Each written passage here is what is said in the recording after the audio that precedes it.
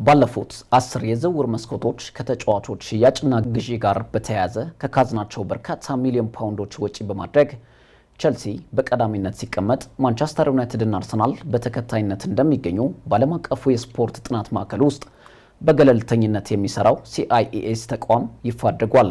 መቀመጫውን በስዊዘርላንድ ያደረገው ይህ ገለልተኛ ተቋም በየወቅቱ የተጫዋቾችን ብቃት መሰረት ባደረገ መልኩ የዝውውር ዋጋቸው ምን ያህል እንደሆነ እንዲሁም በክለቦች ላይ ወጪና ገቢ ላይ መሰረት ያደረጉ ጥናቶችን ይፋ ያደርጋል።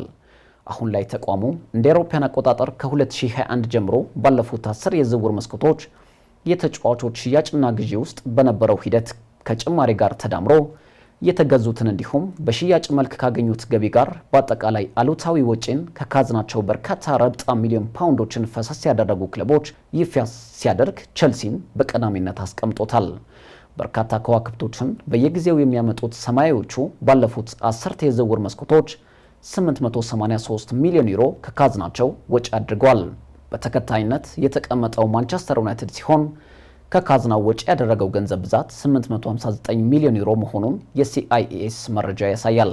ቀይ ሰይጣኖቹ ከ2021 ጀምሮ በውድ ዋጋ ያስፈረሟቸው ከዋክብቶች ወጪ ካደረጉት እጅግ ባነሰ መልኩ መሸጣቸው ለዚህ ከፍተኛ ወጪ እንዳደረጋቸው ይነሳል። ሶስተኛ ደረጃ ላይ የተቀመጠው አርሰናል ሲሆን 814 ሚሊዮን ዩሮ ከካዝናው ወጪ አድርጓል። መድፈኞቹ ባለፉት 10 የዝውውር መስኮቶች በርካታ ከዋክብቶችን ማስፈረም ቢችሉም በውድ ዋጋ የሸጡት ተጫዋች አለመኖሩ አሉታዊ ወጪ ሂሳባቸው ረብጣ ሚሊዮን ፓውንዶች እንዲሆኑ ተገደዋል።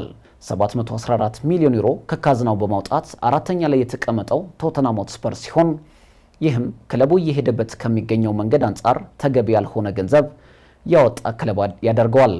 474 ሚሊዮን ዩሮ ያወጣው ሊቨርፑል በደረጃው ከአልሂላል፣ ኒውካስል ዩናይትድ፣ ፓሪስ ሴን ጀርሜን እና ኖቲንግሃም ፎረስት በመቀጠል 9ኛ ላይ ሲቀመጥ አስገራሚው ጉዳይ ማንቸስተር ሲቲ ባለፉት 10 የዝውውር መስኮቶች ከካዝናው ያወጣው ወጪ 271 ሚሊዮን ዩሮ ብቻ ሲሆን ይህም ከሌሎች ታላላቅ ክለቦች አንጻር ሂደቱ